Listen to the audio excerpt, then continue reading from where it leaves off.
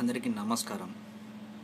ఇటీవల రిలీజ్ అయిన కెమెరామెన్ గంగాతో రాంబాబు చాలా మంచి చిత్రం. Good message oriented movie. ఇటీవల కాలంలో రిలీజ్ అయిన మంచి మూవీ. ఠాగూర్ తర్వాత ఒక మంచి మెసేజ్ వచ్చిన మూవీ అంటే కెమెరామెన్ గంగాతో రాంబాబు అని గర్వంగా చెప్పుకోవచ్చు. అన్ఫార్చునేట్గా ఈ విషయంలో కొన్ని వివాదాల చుట్టుముట్టుకున్నాయి.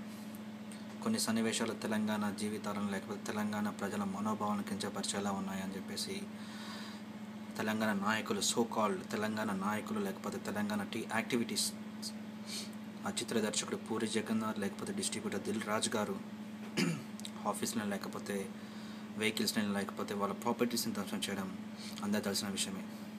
ఈ సందర్భంగా నేను కొన్ని ప్రశ్నలు అడుగుదాం అనుకుంటున్నాను తెలంగాణ నాయకులను లేకపోతే తెలంగాణ యాక్టివిటీస్ని.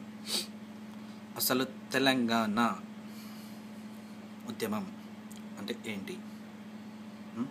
అసలు తెలంగాణ ఉద్యమాన్ని ఏ ఉద్దేశంతో స్టార్ట్ చేశారు? ఎప్పుడు స్టార్ట్ చేశారు? ఎవరు స్టార్ట్ చేశారు? తెలంగాణ ఉద్యమం అనేది తెలంగాణ ప్రజల జీవితాలు మార్చాలను లేకపోతే తెలంగాణ డెవలప్మెంట్ కోసము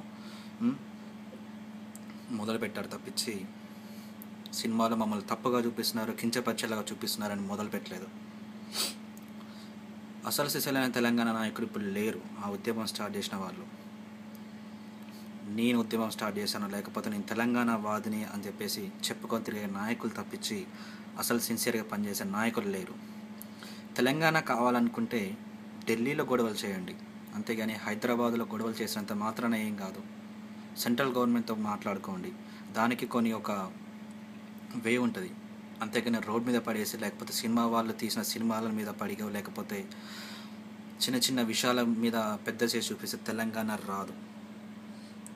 అనేది రాదు. సో నేను చెప్పదలుచుకునేది అంటే తెలంగాణ నాయకులు కేసీఆర్ గారు లేకపోతే రీసెంట్గా మీడియా ముందుకు వచ్చి మాట్లాడిన శ్రవణ్ కుమార్ లేకపోతే తెలంగాణ డైరెక్టర్ అని పెంచుకుంటున్న తెలంగాణ డైరెక్టర్ ఎన్ శంకర్ గారు. కేసీఆర్ గారు, మీరు తెలంగాణ ఉద్యమకర్త అంటారు లేకపోతే తెలంగాణ టీఆర్ఎస్ పార్టీ అధినేత అంటారు. దేనికండి? కొండా లక్ష్మణ్ బాబూజీ గారు 97 సంవత్సరాలు బతికారు, రీసెంట్గా చనిపోయారు. ఆయన తెలంగాణ ఉద్యమం కోసం చాలా సిన్సియర్గా పోరాటం చేశాడు. At the age of 97 he was expired. తను చనిపోయినప్పుడు తనను చూడడానికి కూడా వెళ్ళని మీరు తెలంగాణ నాయకులను ఎలా చెప్పుకుంటున్నారు? దేనికోసం అసలుకి మీరు?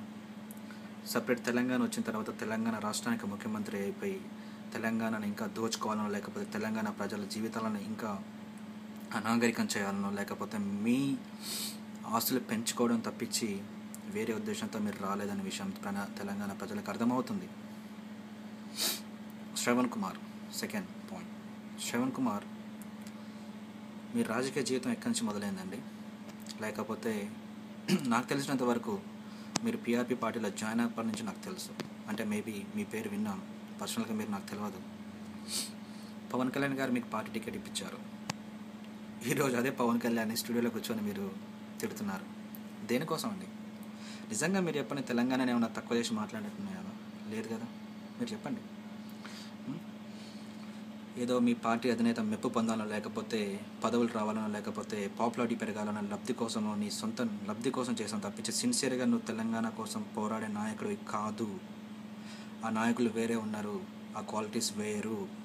ఇలా చిల్లలాగా వచ్చి టీవీలో స్టూడియోలో కూర్చొని ఒక cinema, just it's a movie, ఒక మూవీ ఒక్కటి వచ్చేసి తెలంగాణ మనోభావాలను మార్చేసి లేకపోతే మిమ్మల్ని డామినేట్ చేసి అంతగా అయిందంటే మీరు ఎంతగా దిగజారారో అని అర్థమవుతుంది. నెక్స్ట్ ఎన్ శంకర్ గారు, మీరు తెలంగాణ గురించి మూవీస్ తీశారు లేకపోతే కమర్షియల్ మూవీస్ తీశారు, నేను ఒప్పుకుంటానండి. మీరు మంచి మూవీస్ తీశారు, తెలంగాణ జీవితాన్ని చూపించారు, తెలంగాణలో ఉన్న కష్టాలు చూపించారు. I like those movies. కానీ మీరు ఒకప్పుడు ఒక డైరెక్టర్, మేబీ ఇప్పుడు కూడా డైరెక్టర్ అయి ఉండొచ్చు, మేబీ ఫ్యూచర్లో కూడా తీస్తుండొచ్చు. I'm not sure about those. But మీ కొలీగ్ పూరి జగన్నాథ్ గారు ఒక డైరెక్టర్, ఆయన ఏ ఉద్దేశంతో తీశారు లేకపోతే గుడ్ మెసేజ్ ఓరియంటెడ్ మూవీస్, అందులోని తెలంగాణని కించపరిచి నిజంగా సిన్సియర్గా మీరు చెప్పండి, తెలంగాణని కించపరిచే ఉద్దేశాలు ఏమైనా ఉన్నాయా? మరి ఎందుకండి ఇంత గొడవ చేస్తున్నారు మీడియా ముందుకు వచ్చి? అసలు నిజంగా తెలంగాణ రావాలని కోరుకునే వాళ్ళు ఇలా ఏ రోజు చిల్లరగా చేయరు. ఒక మూవీకే భయపడుతూ ఇట్లా చేస్తున్నారు మీరు. That's not the way you have to go through though. That's not the correct path. If you want really looking for Telangana, if you are really fighting for the Telangana people livelihood and the lifestyles and the development, just go and sit in the central government. That's Delhi. All right. ఇంకో విషయం ఏంటంటే I want speak to Telangana students, Telangana youth.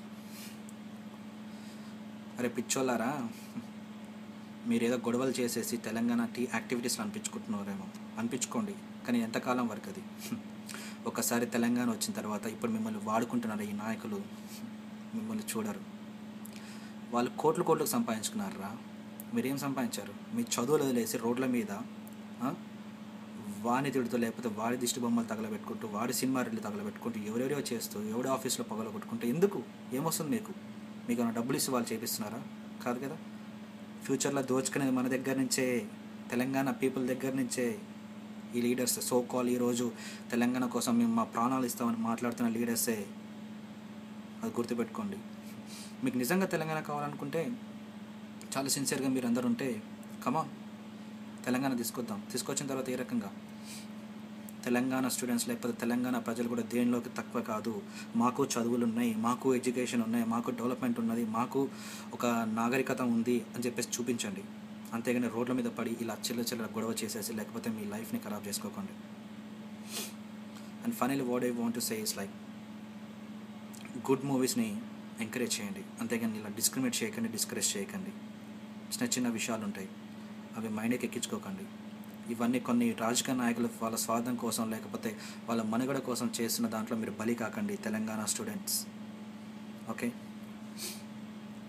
Always take good. ఇంకొకటి ఏంటంటే ఫైనల్గా మీకు చెప్పదలుచుకునేది, ఇంత మాట్లాడుతున్నాడు ఎవడు మీడు అనుకోవచ్చు, నేను ఒక తెలంగాణ వాదనే. I'm from Telangana. My name is Jashank. I'm from Nalgonda district. Alright. జై హింద్, జై తెలంగాణ. Goodbye.